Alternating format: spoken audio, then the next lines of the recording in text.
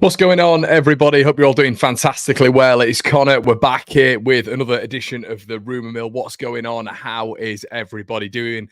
Let me know what your day's plans are in the comment section below. Obviously, it is Saturday, and you know what that means, everybody. It's Euros Day. And listen, Scotland get battered everywhere they go. Scotland get battered everywhere they go. Nah, I'm joking, but it is a bit of a laugh, isn't it?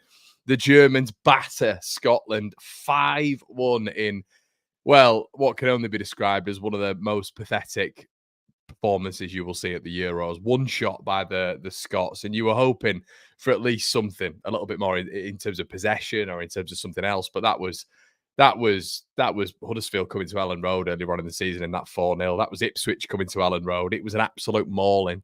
So yeah. Absolutely mental. And yeah, listen, we've got more Euros coming. So make sure you tell your girlfriend, whoever is in your household, make sure you tell them, look, it's 2 p.m., it's 5 p.m., it's 8 p.m., baby. If you are obviously on GMT.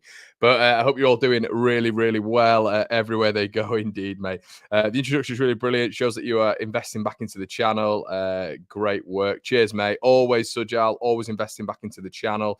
And we are getting into some news. I can see a lot of people in the comment section below as well discussing certain news that I want to get into. I'm only down the road when you're walking in Didsbury. All Leeds, aren't we? Shout out to you, Steve. Pop your head round the corner, mate, and we can listen. Us whites here in Manchester, we're like an underground gang, mate. So make sure you pop your head round the corner if you see me with doing this outside with my phone up in the air, mate. Kaiser, what a name. Morning, Connor, and everyone. Always enjoying the podcast. Keep up the work, mate. Super, please. Cheers, mate. Dominic's in the building. Jan is in the building as well. Hello, Colin. Thank you so much, mate. Really appreciate it. Shout out to Louis as well. I wanted to say, finished my GCSEs yesterday. Looking forward to football from 2 till 10 for the next 2 weeks. Shout out to you, mate. I remember the good old days. Shout out to you as well, Lee. Derek, hello.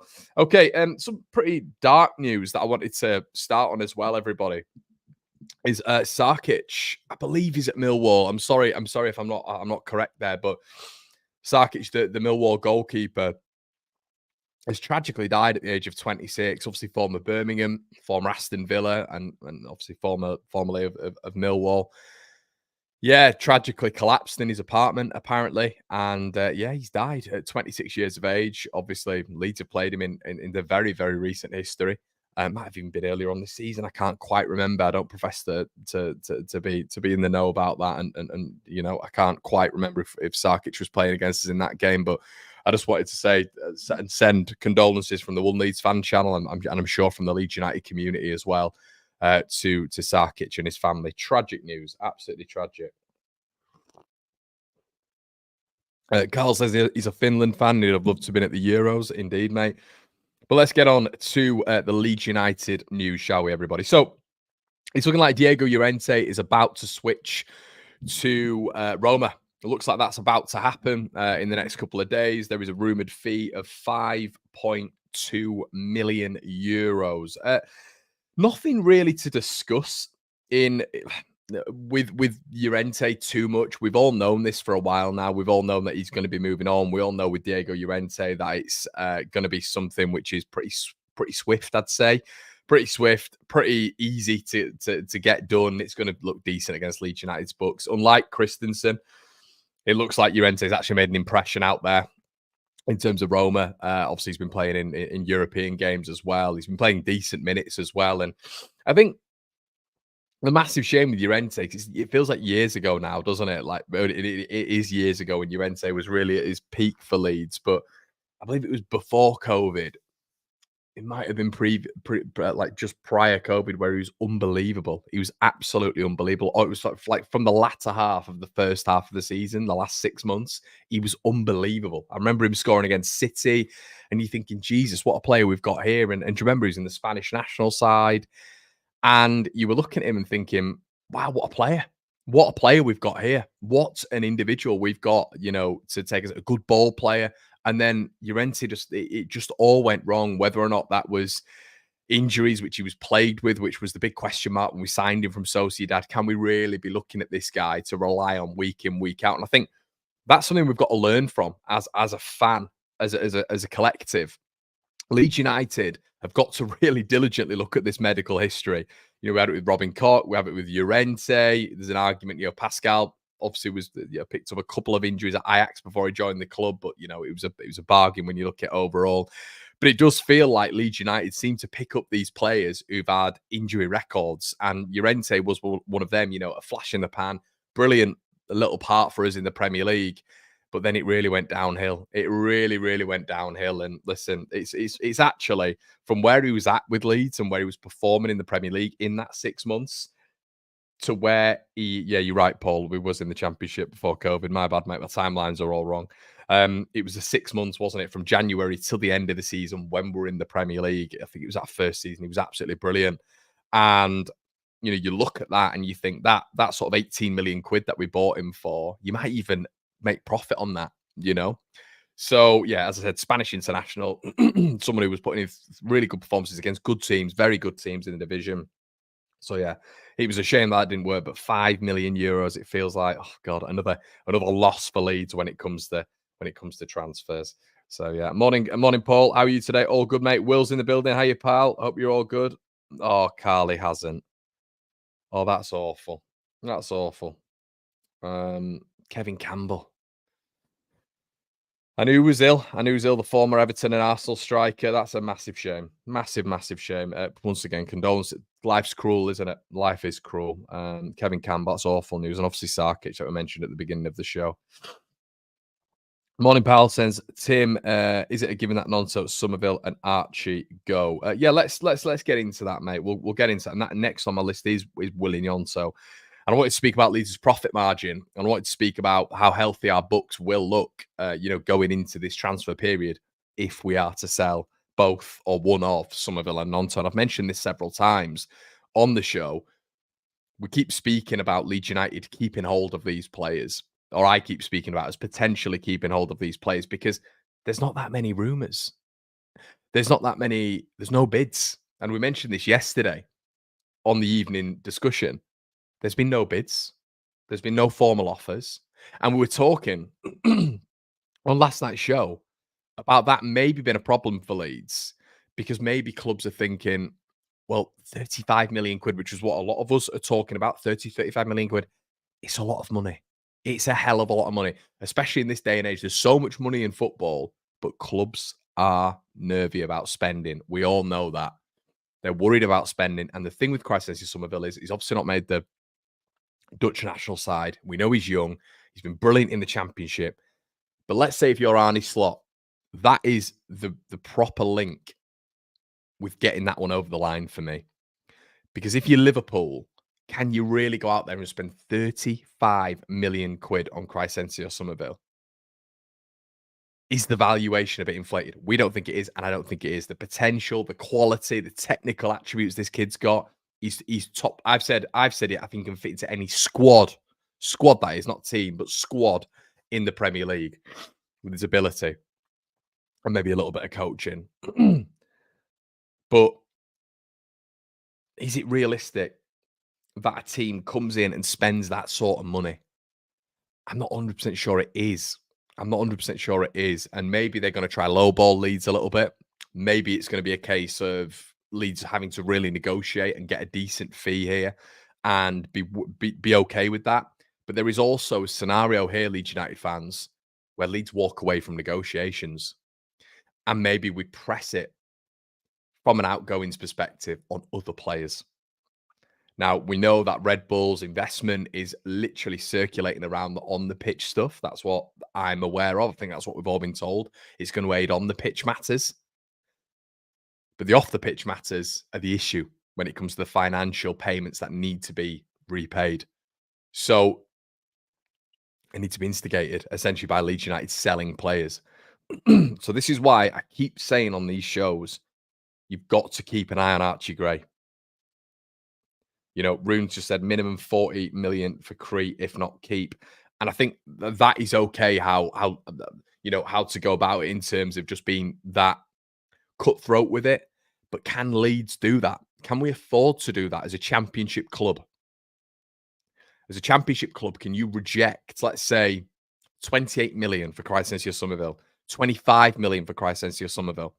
Can Leeds do that, people? That is the question. Morning, Karen.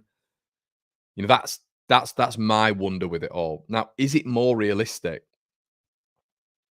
to look at someone like Willian Yonso, to look at someone like AC Milan and Roma, who are the two clubs who are heavily rumoured and are the favourites when it comes to the bookies for signing him for around about, 20 million quid, 15 to 20 million quid. I think with all of our expectations, we've probably got to knock 5 or 10 million quid off because we're in the Championship. Got to remember, we've got an England international starting who's moved from the Championship to the Premier League, and he moved for 20 million quid. Everybody, I understand Leeds are in a better position, but we are still in the Championship with Blackburn Rovers in Adam Wharton. So it's very rare that you see players going from the Championship to the Premier League for 35, 50 million. It doesn't really happen. So Willian Yonso, maybe we need to focus a little bit more on him as a signing. As I said, we've heard nothing on Crysencio Somerville at all, which doesn't mean that nothing's going to happen. But Leeds are going to have to play the long game here. I thought it was going to be a case of Leeds getting into this window and maybe having 2 or 3 formal offers on the table. According to the Athletic, Leeds have had no formal approach for Crysencio Somerville. But according to the Athletic, Tottenham, Liverpool, all of these clubs are wanting to talk to Leeds about Archie Gray. So this is what I was saying yesterday in terms of preference, in terms of how this is going to be beneficial to Leeds United, and how we can look at it and genuinely think, what's realistic here? What can we do? 349 watching, only 63 likes. I can tell you, Michael, that from my perspective right now, what I'm looking at, there's 620 people watching. So if there's 63 likes, guys, that's nearly 10%. Do me a favor, slap the likes on the video. It just ranks higher on the algorithm. If you want to see these morning streams, I need you to slap that likes. It just gives me an indication that you're enjoying them. If not, I'll probably go to the shorter formats.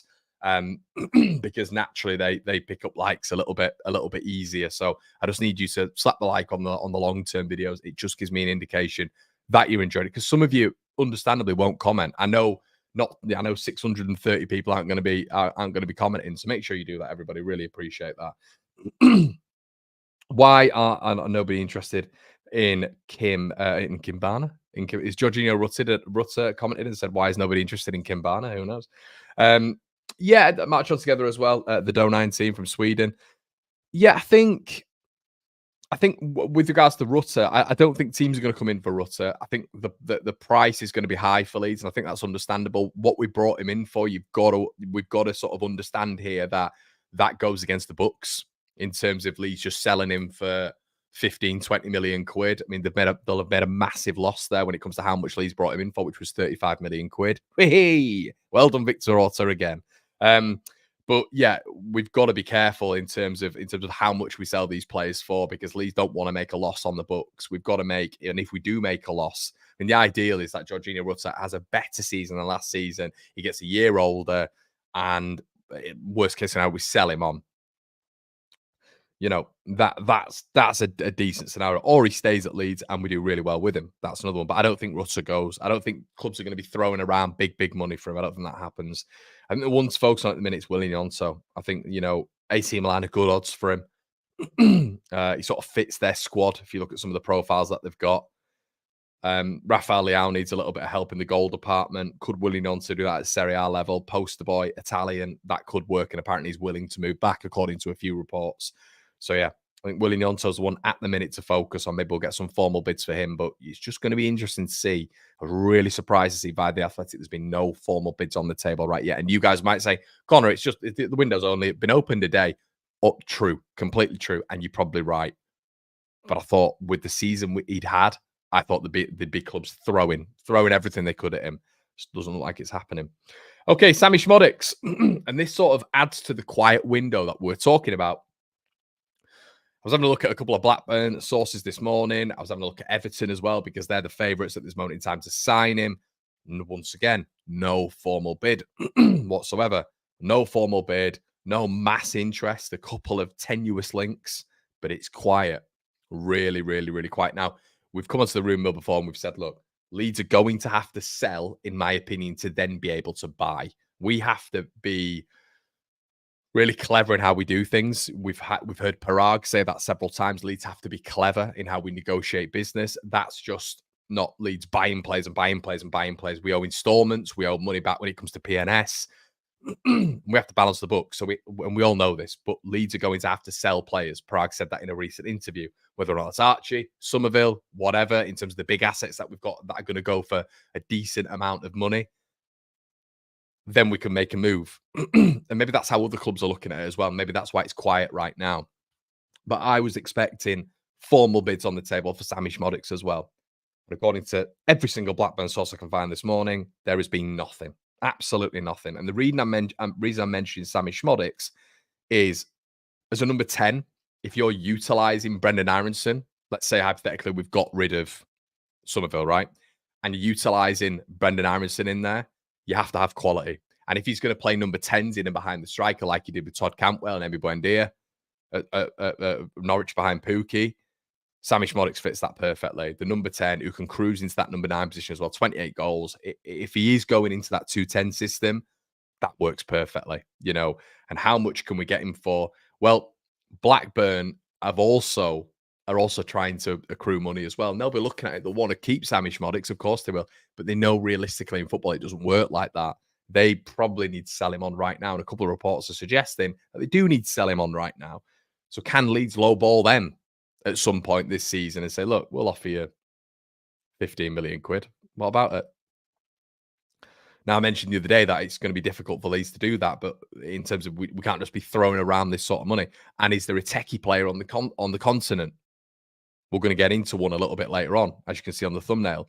But is there a techie player on the continent? Is there a Samu Saiz? Is there an Emi Buendia, an Elias Scher who can be plucked out of obscurity and brought into the Championship, who we're not aware of? I mentioned Ao Tanaka, tenacious number 8, tenacious Tanaka, who's got many goals. Dusseldorf, he's the profile I'd be looking at 100%. Very, very, very cheap in Bundesliga too. Someone like that who's going to cost you a fraction of the price of a Sammie Szmodics and is probably going to be able to deliver. The thing with Szmodics is he's already done it. So you know you're going to get that consistency. However, who else has done it in the Leeds United squad before, has come in and it hasn't worked? Yo, Peru. Or has it worked? In my opinion, it hasn't. But will it work in the second season if we're playing 10s in and behind a striker? Are Leeds even going to be looking at a number 10, everybody, when you've got Peru in there? Is he going to act as a number 10 next to Aronson? I think that makes us considerably weaker, especially when you've got maybe, I don't know what then would happen with Rutter, but you've got to get the best out of Joel Peru. And is that playing him as a centre forward? I'm not 100% sure it is. Take out the Norwich game. There's been no centre forward performances from him all season. And we know at Swansea that wasn't his profile anyway. So a lot to work out here. And I'm just interested, really, really interested to see what Daniel Farke's thinking, primarily. What he's thinking. That's my thoughts on it. Ricky says most likely ins this week are Gilchrist and another loan. The rest starts to move post Euros. Yep, that's right. Bradley says I'd rather sell Archie high and keep players. Archie has nowhere near the impact of Somerville, while Archie would go for more. There's a lot of there's a lot of thought to that, Bradley. You know, Somerville is the best player. He's the one that makes everything happen. Rutter is arguably the second best player in terms of if you're looking at the season, record amount of assists. Yes, not as many goals, but in terms of Leeds' build-up, it's Somerville and Rutter. So you take those two out of it, they are our two most important players.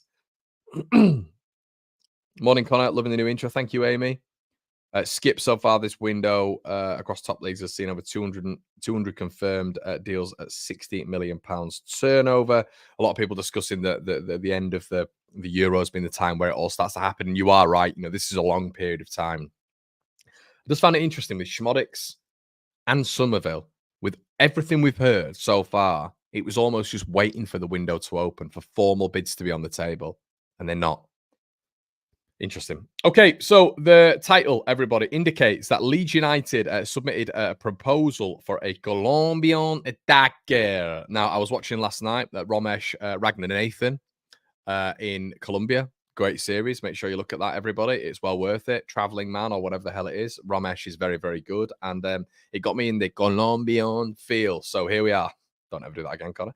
John Arias, a Colombian.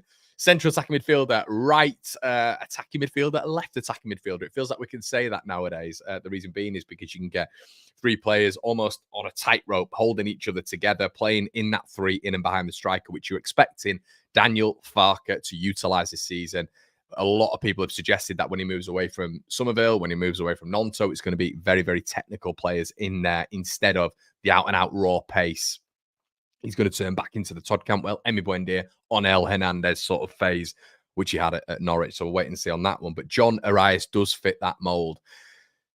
Part of the setup at Fluminense, he's been playing in the Brazilian league. I had a little bit of a look at his, and he's been linked for years, John Arias, not just to Leeds, but to Rangers, to Everton. He's constantly linked to those two clubs in particular, but Leeds are now the latest club. He's a young lad, and his massive attribute is how technical he is. Now, if Leeds are rumoured, this is, as I've said, everybody, it's a rumour mill.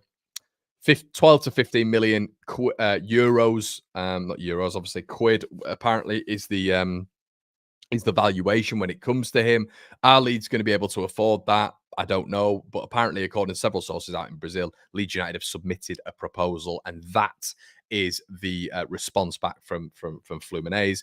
12 to 15 million quid for his services. So naturally, when it comes to an English club coming in for someone like John Arias, there is going to be a lot of people saying, well, okay, we're going to inflate the price thing because we know we can get a lot of money for him. What's his valuation really? Probably around 5 to 8 million quid, but they're looking at 12.6, apparently is the exact figure, to 15 million quid. So yeah, keep an eye on that one, but it just shows, hopefully, that Leeds are going to be looking a little bit more in the market of a Cam, and a Ram and a Lamb when it comes to technical players. John Arias isn't an out-and-out speed merchant. He's not a Somerville. He's not a Nanto. He is more of your Emi Buendias in terms of a player profile comparison, so keep an eye on that one.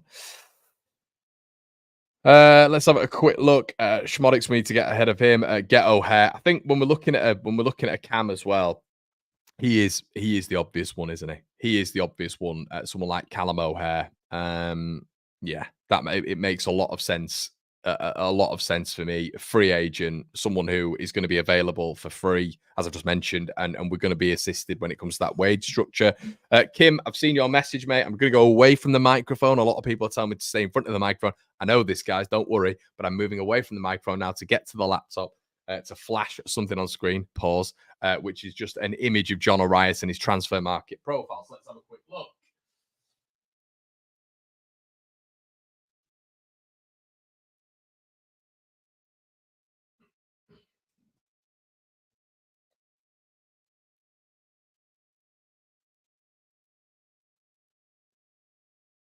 Okay. So this is John Arias, everybody. Let me get a background up there so it's not all blank. But yeah, as you can see, as my head gets in the way here, but John Arias, we'll get his profile on here. He is a Colombian attack right winger. So as I said there, he can play in the Ram, he can play in the Cam, he can play in the Lamb. But yeah, he can push a little bit further out wide as well, which shows that he's got a little bit more pace than we expect. His profile isn't amazing. It's not amazing, has to be said. But Serie A, which, believe it or not, is a Brazilian league as well. 7 appearances, 1 goal. It's not the most exciting link. It really isn't. But let's go on to Mr. Callum O'Hare, which I know is a little bit more exciting when it. Oh, look at that. Who's that? Is that me? Callum O'Hare, when it comes to the transfer profile and a little bit more of what we can expect from him. As we said, 31 championship appearances, 6 goals, 3 assists. We know Callum can play in the central attacking midfield role. We know he's a CM as well. As I said, 26 years of age, so he's good when it comes to that. Another really good addition from Coventry there. We know they've got Ben Sheaf, Eccles, Van Ewick, and Callum O'Hare as well. So yeah, I think maybe Callum O'Hare is going to wait and see if he gets that Premier League move. We'll have to wait and see there to see if he actually gets that. But listen, if he's not going to get that and Leeds are able to swoop in as a top championship club and acquire someone like him, wow, that'd be decent, wouldn't it?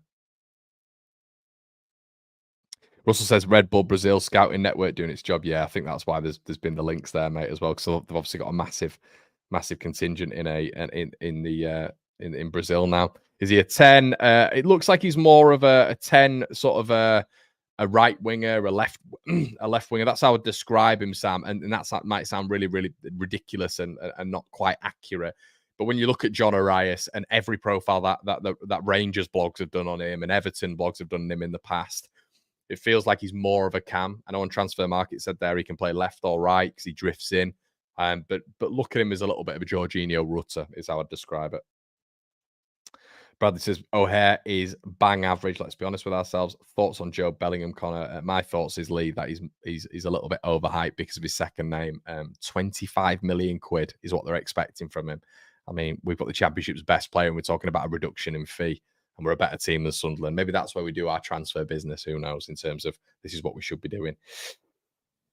Well, everybody, that is going to be it from me anyway. I always like to go for about 30 minutes so you guys get a little bit of extended stuff. I try to read out your comments, but let me know what you think in the comment section below. Please like the video as well, everybody. As I mentioned at the start, it just shows to me that you're enjoying the content. We'll be back. It's going to be Leeds-centric through your Euros as well. And we're going to be touch on the Euros a little bit, but it's going to be very, very heavy Leeds-centric. I understand that not all of you are interested in England, which I also get. My channel is called One Leeds Fan Channel. We're supposed to be a community, so I'm not going to do a little bit of disassociation and breaking up of the gang by just talking about England. So, yeah, we are going to be focusing on Leeds United, the common interest that we all have, everybody. Please make sure you like, comment, and subscribe. Really appreciate all of your support. Head on over to Patreon if you want some bonus content. We're probably going to do a few bits this week as well. We know in the off-season it's going to be a little bit quieter, but we will be doing a little bit more. Guys, it's been an absolute pleasure. I'll see you in a bit. Cheers.